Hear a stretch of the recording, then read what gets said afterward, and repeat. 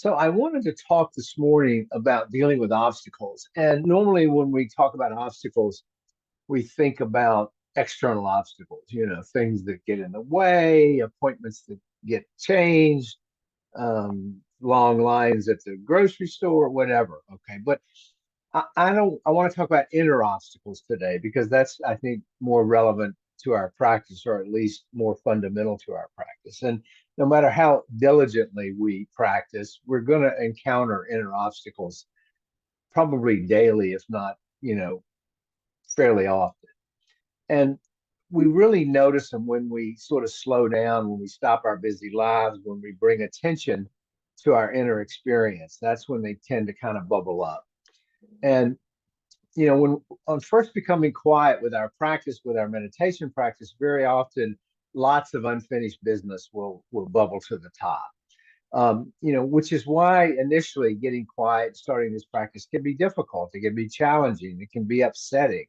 There may be, as we get quiet, we may realize we have um, untended rather, not unintended, untended longings, unacknowledged grief, unrequited hopes, unexpressed love, underlying fears, hurts, and so forth. There's a whole range of stuff that we sit on that sort of bubbles up when we start to get quiet. And in all spiritual traditions, I think this is a fair statement over the centuries. Attention is given to these problems, and that's why there's often a contemplative component to all of these spiritual traditions.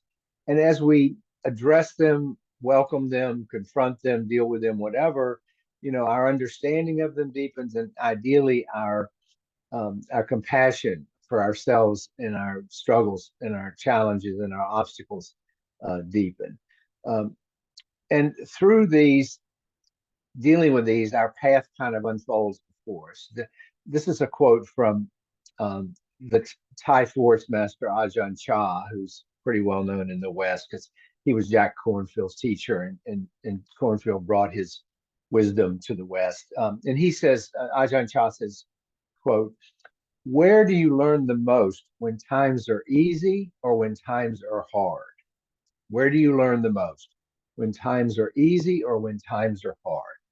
So, as much as we might resist them, these obstacles, these inner obstacles, are very important on our path because they function as some of our best teachers. Okay. They are, flags waving in front of us.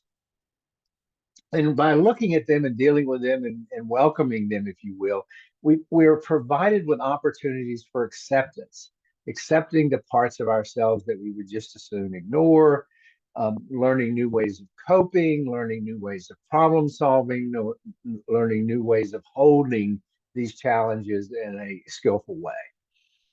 And we talked on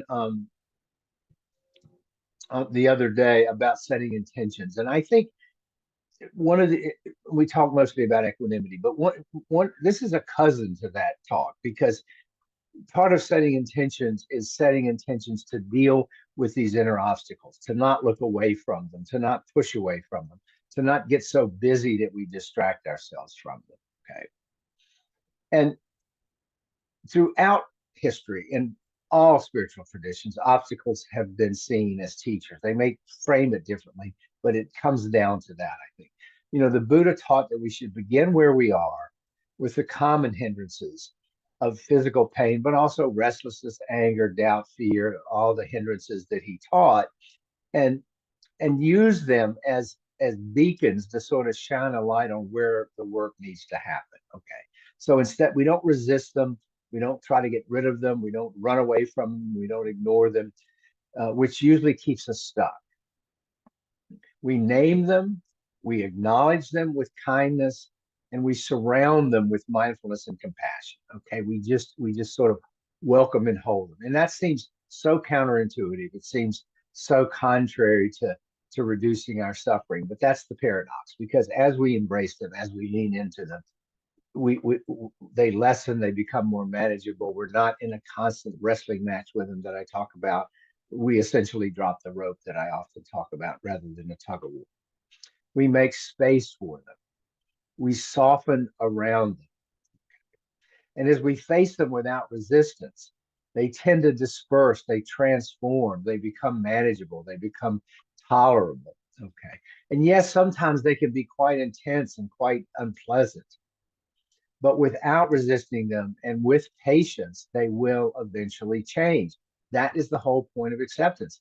It helps soften them. It helps us make them tolerable. And we find that with our present moment awareness and with mindful intention, going back to Wednesday, a mindful intention, we can learn to hold it all. We can learn to be with it. Okay. So let's focus for just a moment on one of the largest obstacles that we all face, inner obstacles. And I would suggest to you that that biggest obstacle that we face is change itself. Okay. In other words, the challenge here is not to avoid, not to fight, not to try to control change, but skillfully engage with it. We come to see change and disorder not as something that just happens to us, but something that we are working with actively and with intention, not something that we just passively sit by and let it just knock us over, but something that we set an intention, as we talked about on Wednesday, to work with actively. We stop fearing change. Okay. And by doing that, the gift there is that we stop fearing life itself, because life is change. It's constant, persistent, daily change. And if we resist change, we're resisting life as it presents to us fully. It's why setting an intention that we talked about on Wednesday and cultivating equanimity, which is key to being with this stuff, are so important. Okay. If we contract, if we look away, if we avoid, if we apply rigid rules, you know, we're only, it guarantees our suffering because we're resisting. We're not being with what is. We're trying to be with what we want it to be. Change is not our enemy. It just is part of the path, part of life. And there's no benefit in resisting it. There's no benefit in getting entangled in it. There's no benefit in getting in a tug of war with it. It's why we learn to drop the rope. Okay. The good old days, whatever they were, whatever we imagined them to be, are gone. They're no more. So we set an intention going forward to meet our obstacles, inner obstacles especially, head on. And by doing so, we learn and we grow from them. We reduce our suffering. And that is the goal of this path every day of our lives. So let me stop there. Let me stop the recording. And